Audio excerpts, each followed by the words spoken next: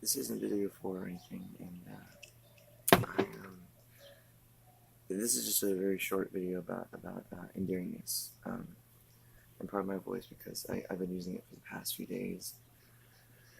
Um, I I can't really explain like all the things I've been doing and stuff, but I've been using my voice a lot, and just know that if I could speak louder for you, then I would do that. And I'll try as hard as I can to speak. So, but anyways, so this video is actually about endearingness. What I mean by endearingness is when you address somebody and like you use a name like a nickname or just any kind of name that you have to show how much you love that person. So um,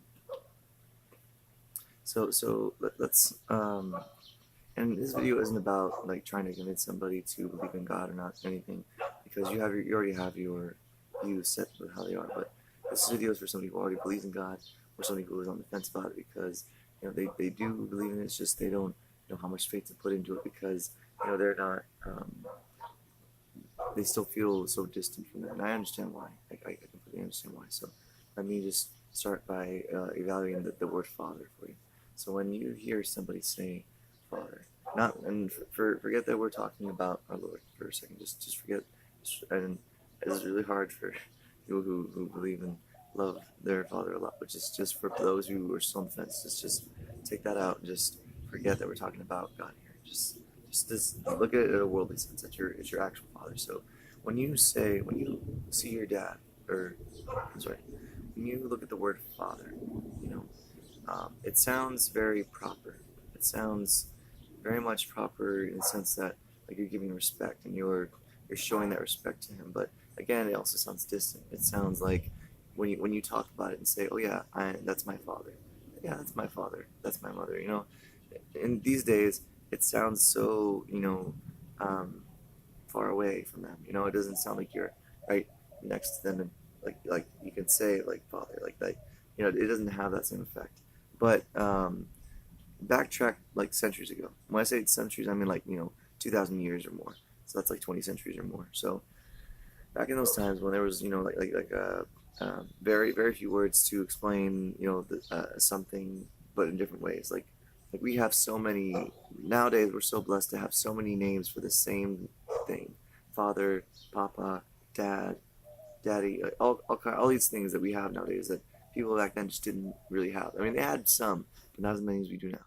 And so we're very blessed to have that because, we're able to address our Father in different ways to show like the situation. So back then, when you would say like when people would talk to their parents, they wouldn't say dad because that just didn't exist. And I'm not saying that like daddy or papa or any of that like that did exist. The papa or mama or whatever the culture had, that did exist. But I'm saying like in a sense nowadays when you show love and say like mom or dad, because those are relatively new terms. By new I mean just a few hundred centuries old, or maybe yeah, like just a few hundred centuries old, which is still pretty fairly new. I mean, for something that's only been used maybe 500, 600 years, that's that's very new in the span of history. So when kids would talk to their parents and say like mother or father, they would say like, oh mother, I need your help, can you help me with this? But back then at that time, before all this technology and stuff, that was very endearing to say that, to say, oh father, I need you, like I need you right now, I don't know what I'm supposed to do. And you kind of pour your heart out, to your father, because that's how it was back then. So but at the same time, it also showed respect. It also showed strictness. It also showed discipline because, you gave respect and love to your father at the exact same time. There was no difference back then when you would use the term to call your father or your mother, outside of, outside of our Lord's house, inside, or during work, or during, play, when you would, um, when you would just be like fishing with your father or whatever. There was always, it was kind of the same thing. There was never a difference. There was never a separation of like love and respect. It was just kind of like one. It was like one thing. And I can also explain that like Another thing too that we don't understand when we say Our Father is that so much time has passed that language changes over time. That's just a fact. It changes over time, and we don't uh, we don't realize how much language, changes and adapts and improves and like spreads. And so, over the years, we have gone to separate. We've gone into like separation of different meanings, but of the same word.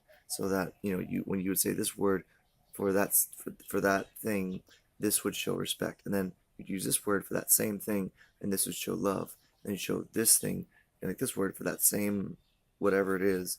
Like all these three words mean the same thing, but in different contexts. Like a loving father, a disciplined father, a nurturing father. Like that's what I'm saying. It's like they hold different meanings. So language changes over time, and that's just fact. Even just a few years. We're talking centuries and centuries, like millennia.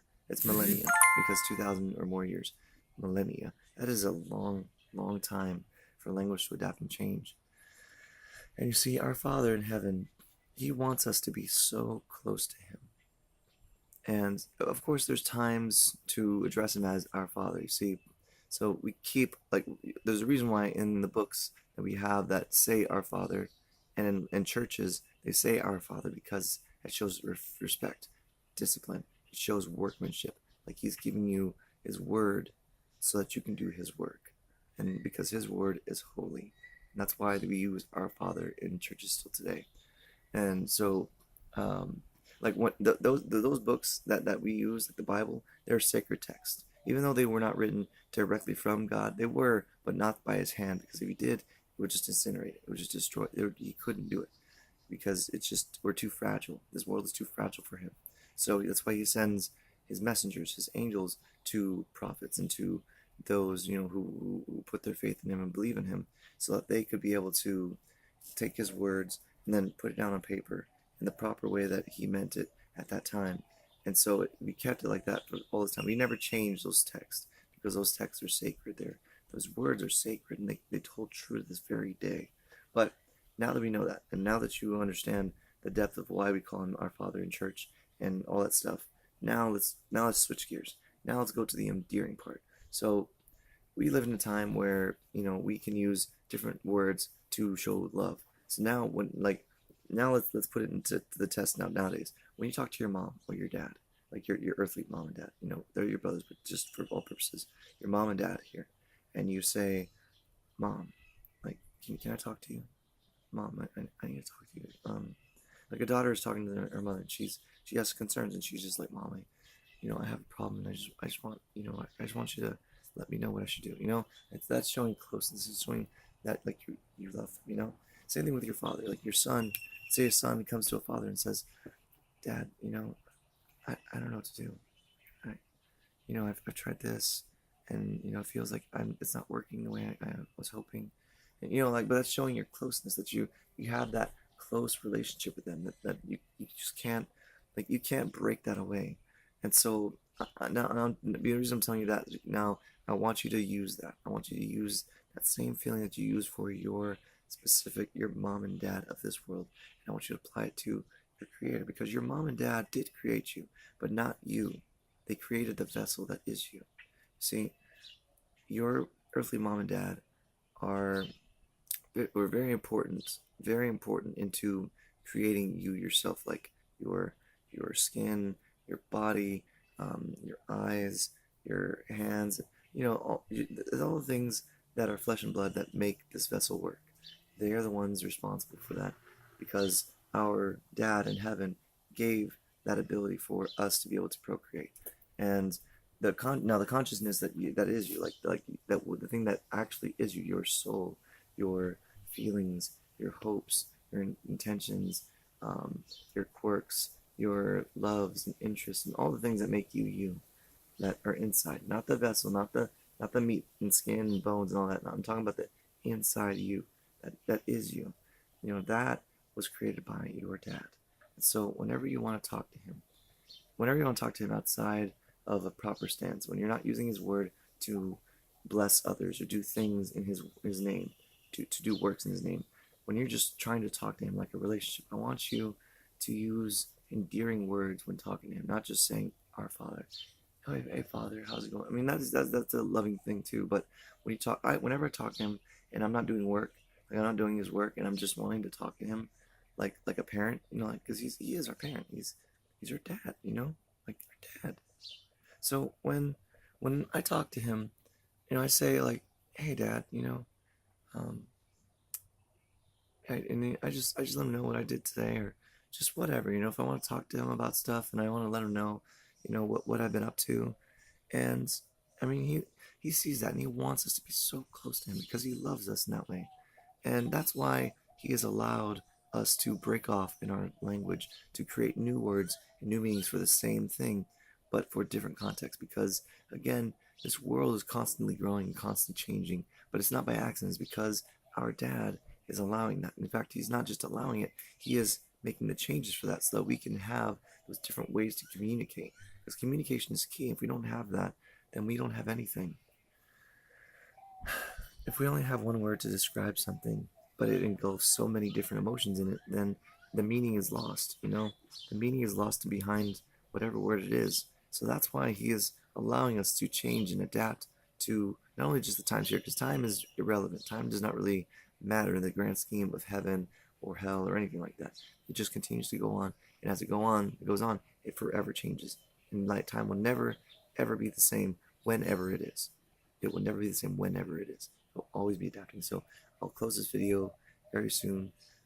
I just felt like I really needed to, shed some light on that so that you guys don't feel so pressured. You don't feel so, like forced to be strict with your dad all the time. Because your dad is loving, but he's also strict and disciplined. But he knows that there's times for that. Like there's times to be disciplined, and there's times to be loving, caring. Like he loves you. And he wants you to just show that he loves you. And he wants you to show him that you love him too in that same way. So I'll end with this, Dad, thank you for everything that you do. And without you, I wasn't able to, share this thought to them. And everything that you tell me, it's not for me to know. It's not for myself. It's for others. It's for my other brothers and sisters, my actual brothers and sisters, because we are actually brothers and sisters. And I'll go on. There's be another video about Jesus and who he is to us, because he is our savior, but he's much more than just that. And I'll explain that in another video. But so keep an eye for that. And this by no means is a video for. This is just like a, I guess you could call it a bonus video. Like a, yeah, just I don't know how else to say it, but yeah, this isn't video for by any means, but I'll leave you at that. I'll leave it at that, and I'll let you ponder this. And please, I encourage you, don't keep this to yourself in silence. If you learn something out of this, and you're like, wow, I didn't know that. I didn't know I could talk to him and just say, Dad. If you learn something from this, don't keep it silent. Share this video, and if you don't like to share this video, that's fine. Just talk to them. Just find your friends and your family, whoever it is that is struggling to find that closeness with your Creator, and tell them, hey, Mom, Dad, or hey, sis, or hey, hey, bro. That's another endearing thing too. I'm sorry I should have ended the video by now, but like again, bro, when you tell somebody like, hey, bro, how's it going? Hey, sis. I used to do that when I was younger, and I used to talk to my sister when we were very close. We still are. We've gotten closer now, but back then we were really close, and we were doing stuff and like going to the store, or just whatever after work, and you show that closeness. You say like, hey sis, how's it going? What you doing, sis? Like that just shows that you're so connected to them. That's all that he wants. So I will actually end it now. So, but again, thank you for listening to myself. It's been a long video for 14 minutes ranting on just endearingness. So thank you and much love.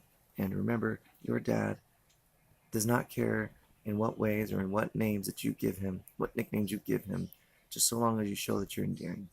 It could be Papa, Dada, Daddy, whatever. Just so long as you show that you love him. So, thank you.